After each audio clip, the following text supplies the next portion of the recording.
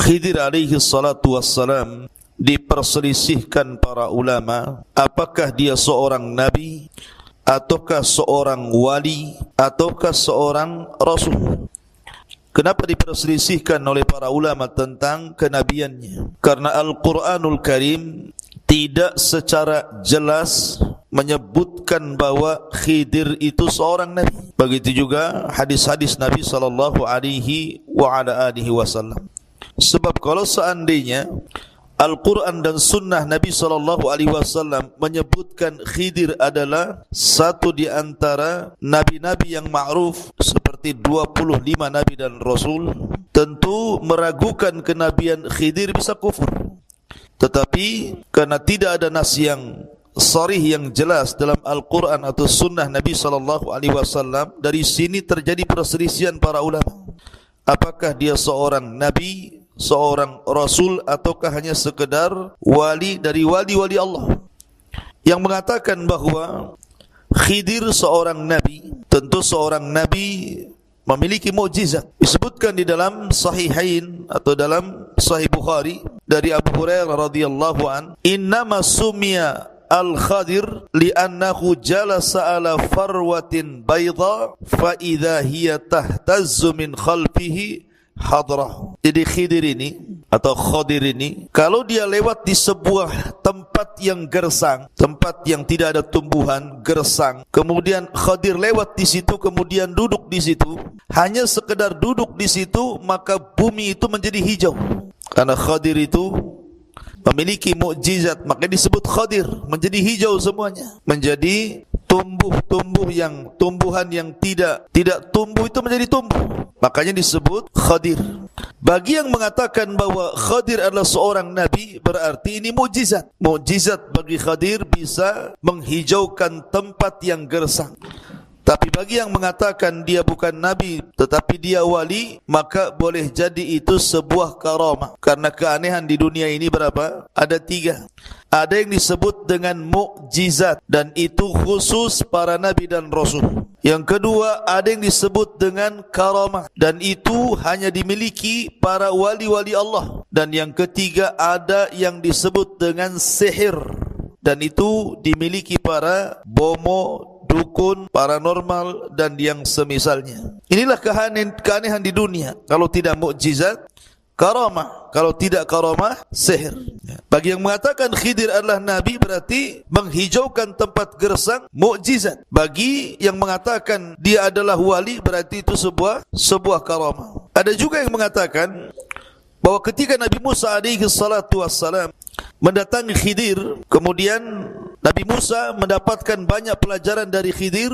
Kemudian Khidir menjelaskan kepada Musa bahwa apa yang dilakukannya ini bukan semata-mata dari dia, akan tetapi ini semua datang dari Allah subhanahu wa ta'ala. Jadi perintah membocorkan perahu, perintah membunuh anak kecil, perintah memperbaiki rumah rusak, itu semua perintah Allah. Menunjukkan bahwa Khidir ini bukan pandai-pandai dia mengajarkan Musa seperti itu, tetapi layaknya para nabi yang lainnya mendapatkan wahyu dari Allah subhanahu wa ta'ala. Nanti kita akan jelaskan kisahnya dan akan sampai kepada pembahasan yang kita akan bahas di pagi hari ini, kisah Khidir bersama Nabi Musa alaihi salatu wassalam. Kemudian juga tentang masalah Khidir, apakah dia masih hidup sampai hari ini ataukah Khidir itu sudah meninggal dunia. Jadi perselisihannya apakah Khidir masih hidup sampai hari ini ataukah dia sudah meninggal dunia.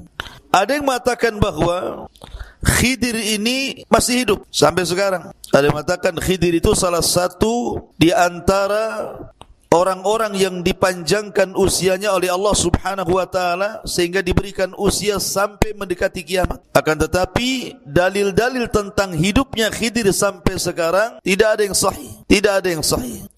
Dan pendapat yang kuat bahwa Khidir itu sama dengan kita manusia biasa. Dia seorang nabi dan dia juga sudah wafat. Di antaranya adalah satu, riwayat Bukhari.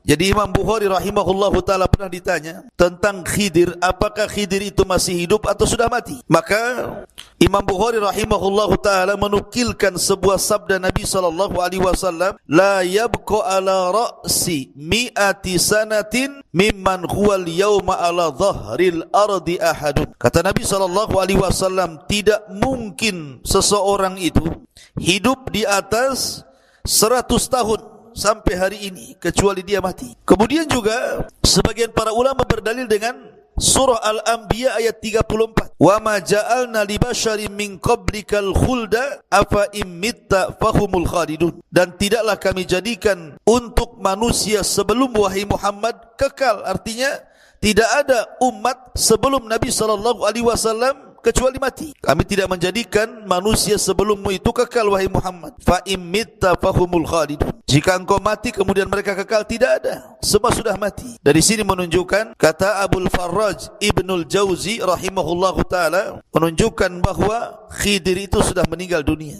Kemudian juga Syekhul Islam Ibn Taimiyah rahimahullahu ta'ala, Syekhul Islam Ibn Taimiyah rahimahullahu ta'ala mengatakan, "Lau kana al-Khadiru hayyan la wajaba alaihi an ya'tiya an-nabiy sallallahu alaihi wasallam wa yujahidu baina yadayhi wa yata'allamu minhu. Wa qad kana an-nabiy sallallahu alaihi wasallam yawma badrin qala, Allahumma in tahlik hadhihi al-isabah la tu'bad fil ardi abada." Kata Syekhul Islam Ibn Taimiyah rahimahullahu ta'ala, kalau seandainya Nabi Khidir itu hidup sampai hari ini, maka Khidir wajib mendatangi Nabi SAW, berjihad bersama Rasul, belajar kepada Rasul SAW, karena Rasul pernah mengalami kesulitan di perang Badar. Ketika Nabi SAW keesokan harinya mau perang Badar, dia takut kekalahan. Makanya Rasul berdoa, ya Allah, kalau kau hancurkan kelompok yang sedikit ini, yang jumlahnya hanya 314 orang itu, engkau tidak akan ada yang menyembah lagi. Kata Syekhul Islam Ibn Taimiyah rahimahullahu ta'ala, dia mengatakan, kalau seandainya Khidir hidup, kenapa tidak hadir di perang Badar? Kenapa tidak hadir? Masa membiarkan Nabi SAW kemudian harus berjihad sendirian, padahal ada Khidir gitu ya. Dari sini menunjukkan bahwa Khidir sudah meninggal dunia dan tidak ada cerita Khidir masih hidup. Dan kalaulah kita katakan Khidir masih hidup, anggaplah Khidir masih hidup, maka tidak ada keleluasaan bagi Khidir kecuali harus mengikuti Nabi SAW. Makanya Rasul mengatakan, wallahi law kana Musa hayyan ma wasi'ahu illa an yattabi'ani. Kalau seandainya Musa, Nabi yang lebih afdal daripada Khidir itu hidup, tentu tidak ada keleluasaan Musa kecuali dia harus mengikuti diriku. Hadis ini dikeluarkan Imam Ahmad dalam musnadnya. Taib, ini sekilas tentang Khidir. Kita masuk pada ayat surah Al-Kahfi. Allah Subhanahu wa taala berfirman, "Wa idz qala Musa li fatahu la abrahu hatta ablugha majma'al bahraini au amdiya huquba." Coba perhatikan, jangan ribut.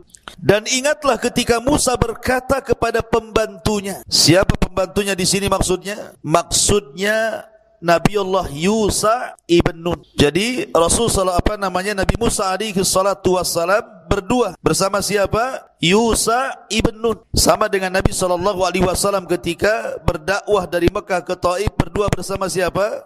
Zaid ibnul Harithah. Maka begitu juga Musa alaihi salatu wassalam ditemani oleh pembantunya namanya Yusa ibn Nun. Lah Yusa ibn Nun ini yang kelak akan meneruskan perjuangan Nabi Musa. Jadi ketika Nabi Musa alaihi salatu wassalam meninggal dunia di bumi linglung atau Ardut Tih itu, maka yang meneruskan perjuangan Musa itu adalah pembantunya Yusa ibn Nun, yang memimpin jihad, yang kemudian mengambil Baitul Maqdis dan menempatkan Bani Israel di situ. Dan dia diberikan mukjizat mampu menahan matahari untuk tidak tenggelam saat perang. Itulah Yusa ibn Nun. Dan ingatlah ketika Musa berkata kepada pembantunya Yusa ibn Nun, aku tidak akan berhenti berjalan sebelum sampai ke pertemuan dua lautan, atau aku akan berjalan terus sampai bertahun-tahun. Disebutkan dalam riwayat ikhwan dari Abdullah ibn Abbas radhiyallahu anhuma, dari Ubay ibn Ka'ab. Dan Ubay ibn Ka'ab ini satu di antara 4 sahabat yang direkomendasikan Nabi SAW untuk diambil Al-Quran darinya. Kata Rasul, khudul Quran min arba. Ambillah Al-Quran dari 4 sahabat. Salah satunya adalah Ubay ibn Ka'ab. Jadi Ubay ibn Ka'ab ini menceritakan tentang kisah Nabi Musa alaihi salatu wassalam yang ia dengar dari Nabi sallallahu alaihi wasallam. Jadi suatu ketika kata Nabi sallallahu alaihi wasallam, Musa itu pernah berkhutbah di hadapan Bani Israel. Setelah berkhutbah, tiba-tiba berdiri seorang laki-laki dan mengatakan, "Ya Musa, ya Nabi Allah, apakah ada orang yang lebih berilmu dibandingkan dirimu? Apakah di sana ada orang yang lebih berilmu dibandingkan dirimu?" Manusiawi, Musa itu bukan malaikat. Dia pun kemudian muncul sifat kemanusiaannya dan mengatakan, "Tidak ada orang yang lebih alim dibandingkan diriku." Dan dia lupa mengucapkan insyaallah. Lupa mengucapkan insyaallah. Harusnya insyaallah tidak ada kan gitu ya, kecuali aku gitu. Tapi Musa alaihi salatu wassalam menasabkan kepada dirinya seolah-olah ada kesombongan di sini. Ma'asyiral muslimin yang dimuliakan Allah Azza wa Jalla.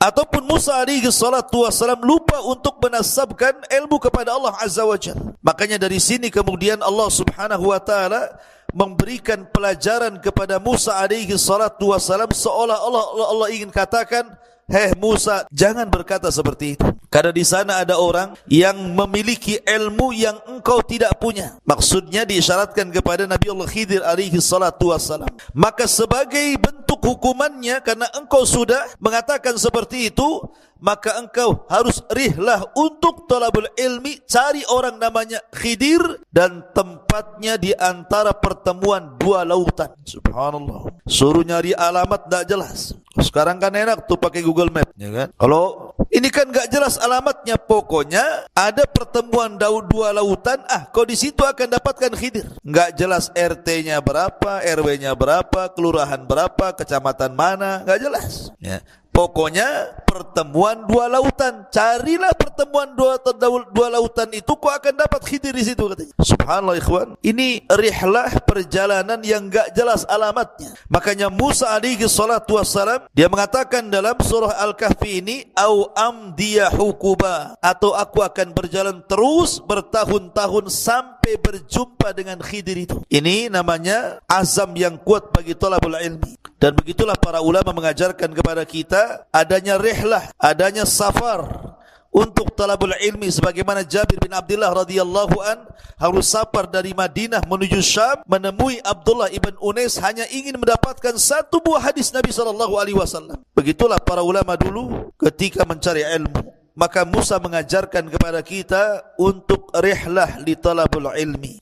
Dan Nabi SAW bersabda, "Man salaka tariqan yaltamisu fihi ilma, sahhalallahu bihi tariqan ilal jannah." Barang siapa yang berjalan mencari ilmu agama, maka Allah permudah langkahnya menuju surga. Kemudian Allah mengatakan, "Falamma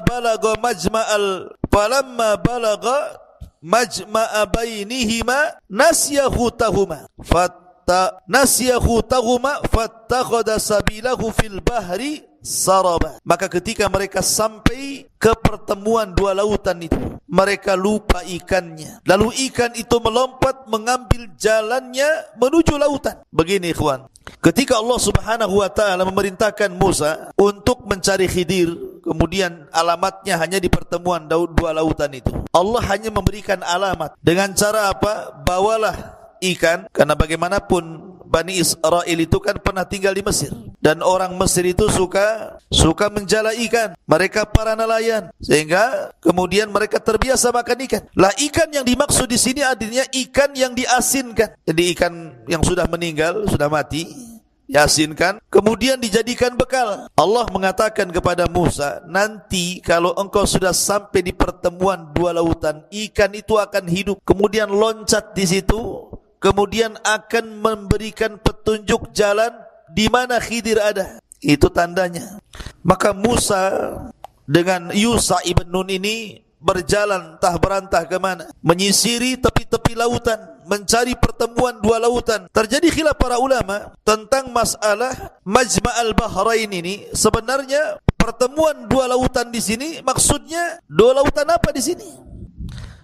Ada yang mengatakan bahwa yang dimaksud 2 lautan di sini artinya adalah Bahrul Faris wa Bahrul Rum. Maksudnya lautan Persia dan lautan Romawi. Pertemuan dua lautan di sini maksudnya lautan Persia dan lautan Romawi. Ini sebagaimana yang disebutkan oleh Imam As-Suyuti rahimahullahu taala dari Qatadah bahwa yang dimaksud Majma' al-Bahrain ini adalah Bahru Farisin wa Rum, pertemuan dua lautan, lautan Persia dan lautan Romawi, dan dua-duanya adalah disebut dengan dua pertemuan lautan. Ada juga yang mengatakan maksudnya Majma' al-Bahrain ini di mana maksudnya di Afrika, di Afrika sana. Jadi Musa itu berjalan, bayangkan, berjalan begitu jauh sampai ke Afrika, baru berjumpa pertemuan dua lautan. Dan ini sebagaimana dikatakan oleh Ubay ibn Ka'ab radhiyallahu anhu.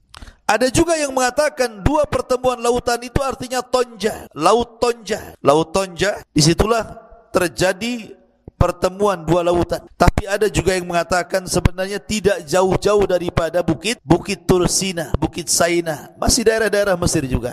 Ya. Tapi ini sekali lagi bahwa tidak ada nas yang jelas dua lautan ini di mana, karena Al-Quran tidak menyebutkan tempatnya, hanya menyebutkan posisinya di antara pertemuan dua lautan. Adapun di mananya entah berantah. Cuman di sini para ulama hanya kemudian berusaha untuk menggali situs sejarah sehingga muncul tadi laut Persia dan Romawi. Ada yang mengatakan laut Afrika, ada yang mengatakan laut Tonja. Wallahu a'lam. Ma'asyiral muslimin yang dimuliakan Allah Subhanahu wa taala. Kemudian ketika tanpa sadar sudah lama mereka berjalan, rupanya sampai di pertemuan dua lautan itu. Tapi keduanya tidak sadar. Keduanya tidak sadar. Makanya Allah mengatakan falamma jawaza qala li fatahu atina ghada'ana laqad laqina min safarina hadza nasaba. Jadi sebenarnya ketika istirahat itu di sebuah batu sedang tidur antara Yusa dan juga Musa alaihi salatu wassalam. Yusa ini melihat rupanya ikan asinnya itu, ikan yang dibawanya itu hidup di keranjangnya itu. Tiba-tiba loncat. Ketika dia loncat ke air, kemudian ikan ini tiba-tiba berjalan. Yusa ini mengikuti ikan itu dari belakang. Ini ikan mau kemana ini? Dan Yusa terngiang dengan perkataan Musa bahwa kalau ikan itu hidup kemudian nyemplung ke air, berarti di situ tempatnya. Tetapi Yusa ibn Nun lupa ketika Musa sudah terbangun, lupa mau nyampaikan.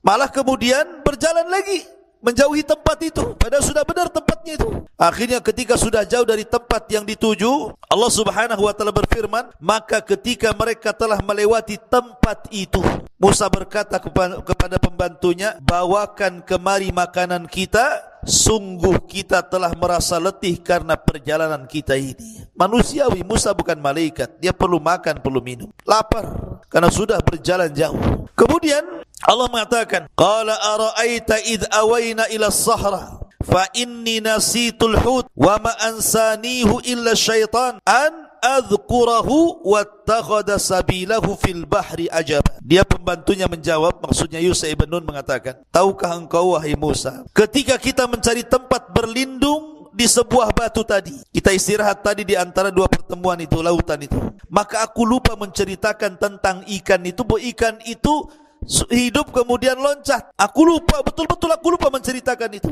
Dan tidak ada yang membuat aku lupa untuk mengingatnya kecuali syaitan. Karena syaitan itu selalu menggoda manusia untuk menyesatkan. Jadi Yusa tergoda oleh syaitan sehingga lupa menceritakan kepada Musa alaihi salatu wassalam. Makanya Nabi SAW bersabda, bagaimana orang yang solat diganggu syaitan kan? Di mana ketika sebelum solat dia cari-cari barang gitu kan, lupa dia, sengaja dilupakan setan. Kemudian ketika sholat, setan ngasih tahu, oh barang yang kau cari ada di lemari loh. Oh iya, baru ingat, Allahu Akbar. Lah iya, dompet saya kok di situ katanya. Ya, dibuat kemudian kita ini was-was dalam sholat gitu ya. Maka kata Yusa ibn Nun alaihi salatu wassalam, dan ikan itu mengambil jalannya menuju lautan dengan cara yang aneh sekali. Kata Musa, kenapa kau baru cerita? Ma'asyiral muslimin yang dimuliakan Allah Subhanahu wa taala.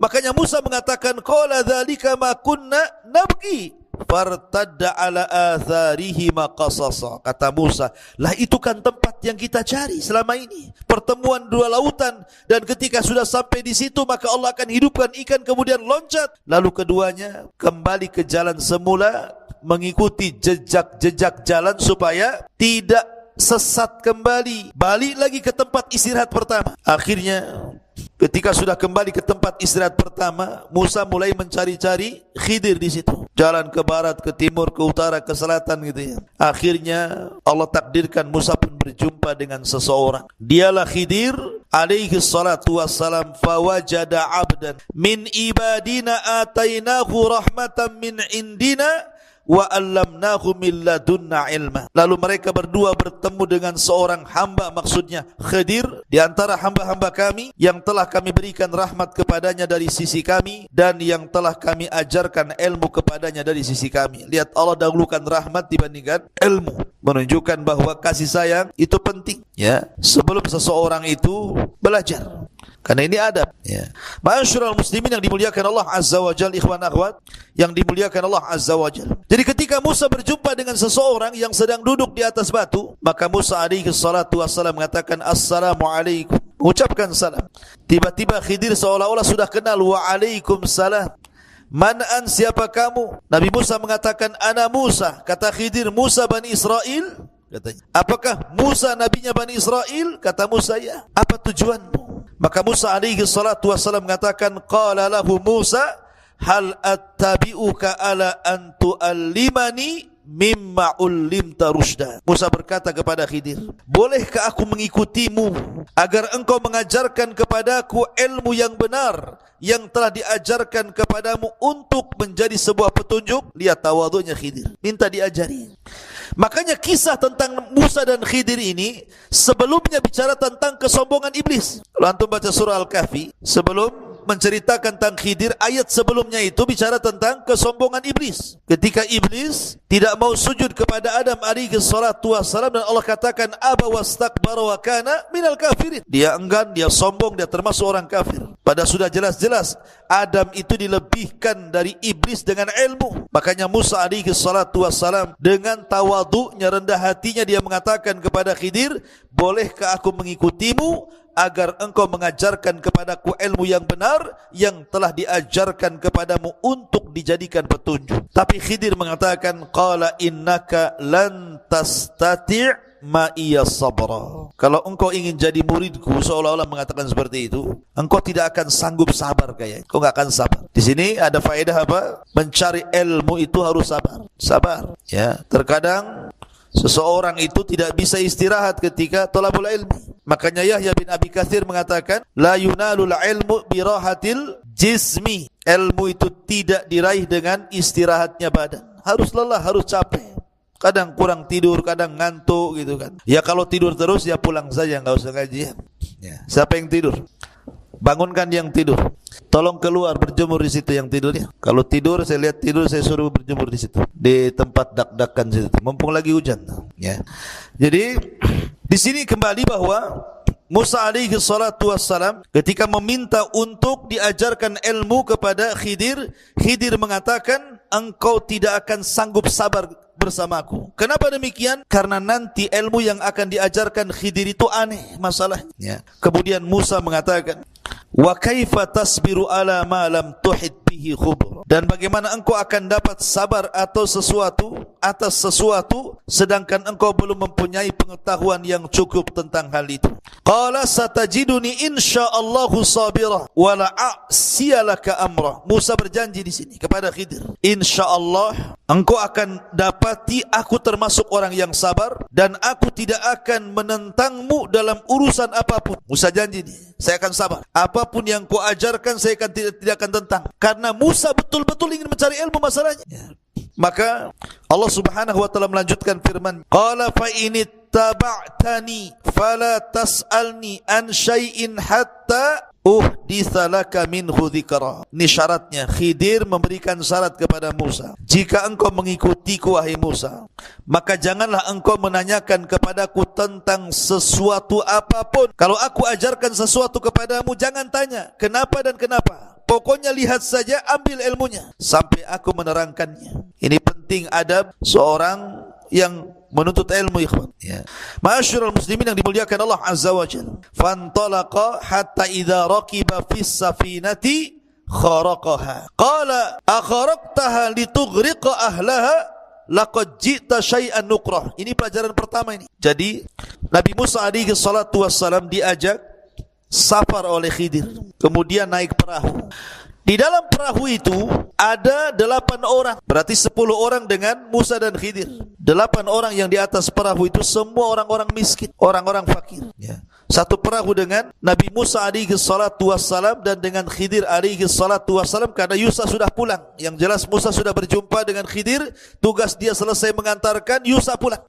Dan ingat ikhwan, sebenarnya secara keutamaan Musa itu jauh lebih utama dibandingkan Khidir. Kenapa? Karena Musa seorang nabi, Musa seorang rasul, Musa kalimullah, dan dia adalah nabi dari nabi-nabi yang masyhur dari nabi Bani Israel. Adapun Khidir diperselisihkan kenabiannya, apalagi kerasulannya, dan dia bukan kalimullah. Ya. Tetapi walaupun demikian, mencari ilmu itu tak pandang bulu, mau kepada orang yang di atas kita, mau kepada orang yang di bawah kita, atau mau kepada orang yang setara dengan kita. Maka Musa alaihi salatu wassalam beriktikad untuk belajar kepada Khidir, mencari manfaat dunia dan akhirat. Lah, pelajaran yang pertama, ketika Musa dan Khidir itu masuk ke dalam perahu, perahu ini kan berjalan sampai ke tujuannya. Di dalamnya banyak orang-orang fuqara wal masakin, termasuk yang punya perahu juga fakir. Tiba-tiba setelah perahu itu nyandar, sudah sampai di tujuan, Musa pula ambil martil. Tahu martil? Martil itu palu untuk mentung yang ngantuk biasanya. Ya. Jadi tahu-tahu martil ini dipukulkan ke perahu itu, bolong perahu itu.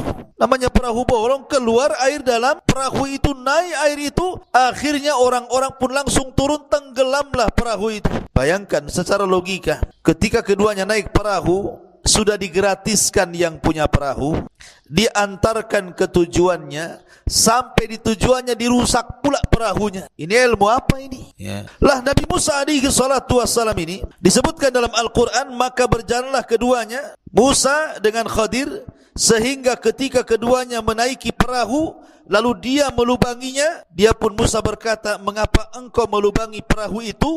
Apakah untuk menenggelamkan penumpangnya? Sungguh engkau telah berbuat sesuatu kesalahan besar.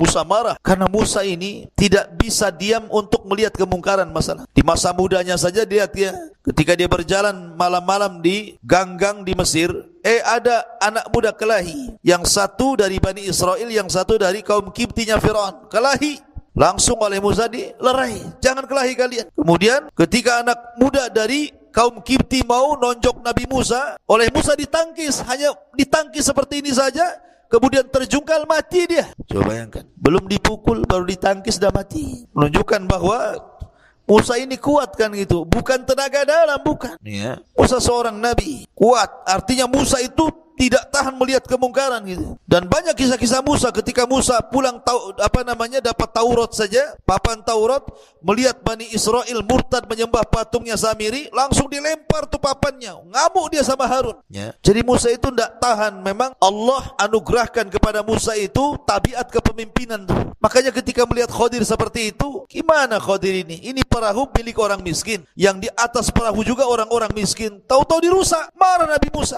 Makanya dia mengatakan, akharaqtaha litughriqa ahlaha laqad ji'ta syai'an nukra. Hai Khidir, mengapa engkau melubangi perahu? Apakah untuk menenggelamkan penumpangnya? Sungguh engkau telah berbuat sesuatu kesalahan.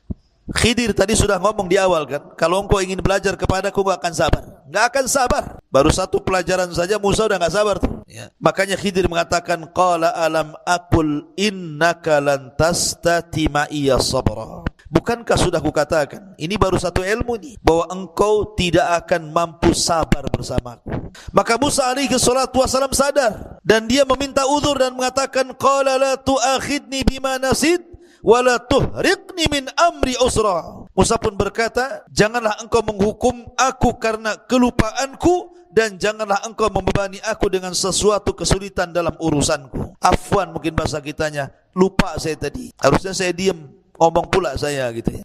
Kemudian pelajaran yang kedua, fantalaqa hatta idza laqiya ghulaman faqatalahu qala aqatalta nafsan zakiyatan bighairi nafsin laqad ji'ta syai'an nukra. Maka berjalanlah keduanya, Musa dan Khidir, hingga ketika keduanya berjumpa dengan seorang anak muda, maka dia membunuhnya. Maksudnya begini, ini kan turun dari perahu, selesai perahu ya, kemudian jalan, ada anak-anak lagi main. Ada yang mengatakan bahwa anak yang dibunuh oleh Khidir itu usianya 13 tahun. Guys, siapa 13 tahun di sini? Ada yang 13 tahun di sini?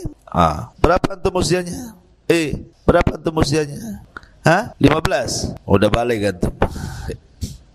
Jadi usianya 13 tahun. Kan masih kecil tuh, masih SD tuh. Lagi main-main, mungkin kalau sekarang lagi main bola di lapangan itu. Cuman anak ini dikisahkan, anak ini tukang nyolong. Jadi kalau seandainya ada musafir yang membawa dagangan, kemudian istirahat di situ, kemudian tidur, terkadang kemudian anak ini menunggu pemilik barang itu tidur, diambilnya, dicolongnya barang itu, kemudian diberikan kepada orang tuanya. Jadi tukang nyolong anak ini. Dan apabila ketahuan gitu kan, maka orang tuanya membela bahwa anaknya tidak melakukan seperti itu demi melindungi anak. Rupanya anak ini semakin besar, semakin menyulitkan orang tuanya, semakin besar durhaka. Dan itu digambarkan kepada Khidir. Makanya kemudian ketika melihat ada anak-anak yang sedang bermain, Khidir pun mendekati satu di antara anak yang bermain itu, langsung kemudian digeret, dibawa, disembelih, dipotong kepala dari badannya. Musa melihat ini kaget, kenapa pula dia bunuh orang? Disembelih lagi, dipatahkan lagi kepala dengan badannya. Makanya kemudian digambarkan di sini, maka berjalanlah keduanya hingga ketika keduanya berjumpa dengan seorang anak, maka Khidir pun membunuhnya. Musa mengatakan, mengapa engkau bunuh jiwa yang bersih? Bukan karena dia membunuh orang lain. Sungguh engkau telah melakukan sesuatu yang sangat mungkar, katanya. Lihat, ini pelajaran apa ini, bunuh-bunuh orang? Pelajaran kok bunuh-bunuh orang? Makanya Musa emosi lagi. Ini enggak benar ini. Kau ini sudah buat mungkar nih. Tetapi Khidir mengatakan, qala alam aqul laka innaka lan tastati ma iya sabra. Bukankah sudah aku katakan, ini baru 2 pelajaran kau enggak sabar kan? Ya mau sabar gimana? Ini aneh ilmunya. Satu bolongi kapal, satu menggal orang gitu. Gimana enggak sabar? Ya. Ini pelajaran apa ini? Coba kalau antum belajar sama saya, toto saya bocori kapal, kemudian saya nyembeli orang, ustaz apa ini katanya. Cari pesantren lain aja lah kan begitu. Jadi akhirnya Khidir mengingatkan, sudah kukatakan kau tidak akan sabar. Maka Musa alaihi salatu wassalam Khidir mengatakan, qala in sa'altuka an syai'in ba'daha fala tusahibni qad balagta min ladunni udra. Maka Musa pun mengatakan, jika aku bertanya kepadamu tentang sesuatu setelah ini, maka janganlah engkau bolehkan aku menyertaimu sehingga cukup pertemuanku sampai di sini dan engkau bersabar menerima alasan dariku. Maksudnya begini, kata Musa, ya sudahlah, ini terakhir. Kalau nanti aku tanya lagi, aku mengatakan apa lagi tentang dirimu, sudah, saya tidak akan ikut lagi dengan kamu. Tapi tolong ya, jangan sampai kemudian kau usir aku. Beri kesempatan lagi. Maka Khidir pun berikan kesempatan. Kemudian Khidir mengajarkan pelajaran yang ketiga. Fantalaqa hatta idza ataya ahla qaryatin istat'ama ahlaha fa'abau an yudayyifuhuma fawajada fiha jidaran yuridu an yanqad fa'aqama qala law syi'ta latakhadta alaihi ajra.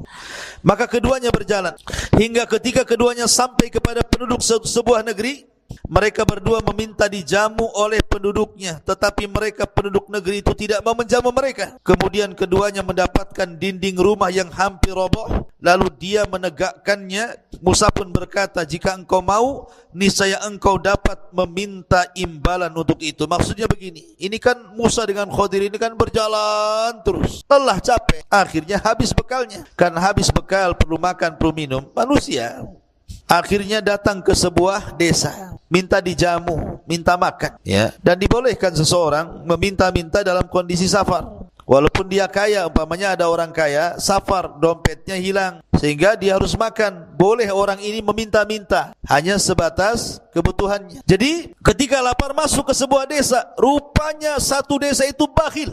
Namanya desa bakhil. Satu desa itu bakhil, medit, kikir. Ada ya satu desa kikir ya. Kemudian masuk ke desa lain, kikir lagi. Mak, ini desa ini kikir semua ya. Akhirnya Musa dan Khidir pun keluar dari desa itu, mencari desa-desa yang lainnya lagi yang bisa atau tidak ada kebakhilan sehingga bisa menjamu keduanya. Rupanya di perbatasan desa ada rumah mau roboh. Rumah itu mau roboh sudah. Maka Musa diberhentikan oleh Khidir. Bentar. Malam ini kita harus memperbaiki rumah ini. Kata Musa, kenapa? Ini rumah mau roboh masalahnya. Akhirnya diperbaiki rumah itu sampai selesai, sampai cantik. Kata Musa, ya Khidir, kita ini lagi lapar. Harusnya kalau engkau ingin memperbaiki, ingin jadi tukang bangunan, cari orang yang jelas pemiliknya, supaya dapat upahnya bisa untuk makan. Ini rumah kosong, nggak tahu siapa penghuninya, main benerin saja kan gitu ya. Maka ini kalau sudah, ini tanyakan 3 kali ya kan, sudah janji kalau sampai aku mempertanyakan sesuatu, sudahlah sampai di sini, kata Musa kan. Dia ada janji begitu masalahnya. Maka Khidir berkata, qala hadza firaq baini wa baini, sa'unabbi'uka bi ta'wili ma lam tasti alaihi sabra. Inilah perpisahan antara engkau dengan aku. Aku akan memberikan penjelasan kepadamu atas perbuatan yang kau tidak sabar melihatnya. Sebelum saya berpisah, saya akan jelaskan ya. Kenapa saya bolongi kapal? Kenapa saya bunuh anak? Kenapa kita memperbaiki bangunan yang roboh ini? Maka Khidir pun menjelaskan. Pertama, kenapa membolongi kapal? Amma safinatu fakanat limiskin ya'maluna fil bahri fa'aradtu an a'ibaha wa kana wara'ahu malikun ya'khudhu kulla safinatin ghasba. Siapa yang ngantuk tuh? Antum tidur enggak? Oh tidur antum, saya suruh berdiri sana. Ya, saya tidak mau dalam pengajian ada yang ngantuk di sini. Makanya kalau ngantuk cepat ambil wudu. Ada setannya antum. Ataupun diruqyah. Ya. Taib. Jadi di sini saya ulangi. Adapun perahu itu adalah milik orang miskin yang bekerja di laut, aku bermaksud merusaknya. Karena di hadapan mereka ada raja yang sangat zalim yang akan merampas setiap perahu yang bagus. Jadi kenapa Khidir membolongi perahu, ikhwan? Di situ itu ada raja zalim, penguasa zalim. Kalau melihat ada perahu bagus, pasti akan diambilnya, dikuasainya dan dimilikinya. Ya. Makanya oleh Nabi Musa alaihi salatu wasallam dirusak perahu itu. Bukan sama sekali tidak bisa nanti dipakai lagi, tidak. Hanya dibocori saja supaya perahunya tenggelam. Nampak itu perahu tenggelam kan orang tidak suka, ini perahu rusak kan gitu. Tapi seandainya perahu itu mau diperbaiki bisa, karena tinggal ditambal saja yang bolong tadi, supaya menghindari kezaliman raja. Karena kasihan, ini yang punya perahu orang miskin masalahnya. Ini takwil yang pertama. Wa ammal ghulam fakana abawahu mu'minain fakhashina an yurhiqahuma tughyanan wa kufra fa aradna an yubdilahuma rabbuhuma khairan minhu zakatan wa aqraba rahman. Adapun anak kecil yang dibunuh itu, dia memiliki 2 orang tua yang mukmin, dan kami khawatir kalau dia akan memaksa kedua orang tuanya kepada kesesatan dan kafiran. Kemudian kami menghendaki sekiranya Tuhan mereka mengganti dengan seorang anak lain yang lebih baik kesuciannya daripada anak itu, dan lebih sayang kepada orang tuanya, ibu bapaknya, dibandingkan anak itu. Kenapa Khidir mengatakan seperti itu? Karena sekali lagi Khidir ini diberikan wahyu di seorang nabi. Anak ini kalau besar, karena dari kecil sudah nyolong masalahnya, nanti kalau sudah besar takut jadi mafia pula, maka dibunuh. Tapi sekali lagi ini karena pemberitahuan dari Allah Subhanahu wa taala. Jangan pula kemudian main bunuh saja kan itu. Tengok anak kecil ambil pisau tusuk. Kenapa tusuk? Ini kalau gede jadi kurang ajar sama orang tuanya. Dah tahu dari mana tuh? Main tusuk saja kan begitu. Ini Khidir diberikan wahyu. Makanya dia tahu anak ini kalau besar akan jahat, makanya dibunuhlah anak ini supaya Allah menggantikan yang lebih baik. Nanti kalau dia besar, takutnya orang tuanya jadi sesat kafir gara-gara anaknya. Ya. Kemudian yang terakhir, wa ammal jidar fakana li gulamaini yatimaini fil madinati wa kana tahtahu kanzun lahuma wa kana abuhuma salihan fa arada rabbuka an yablugha ashuddahuma wastakhrija kanzahuma rahmatan min rabbika wa ma fa'altuhu an amri dzalika ta'wilu ma lam tasti alaihi sabra. Adapun dinding rumah itu adalah milik 2 anak yatim di kota itu, yang di bawahnya tersimpan harta bagi mereka berdua, dan ayahnya seorang yang saleh. Maka Tuhan menghendaki agar keduanya sampai dewasa, dan keduanya mengeluarkan simpanannya sebagai rahmat dari Tuhanmu. Apa yang kuperbuat bukan menurut kemauanku. Dari sini menunjukkan bahwa Khidir bukan pandai-pandai, tidak.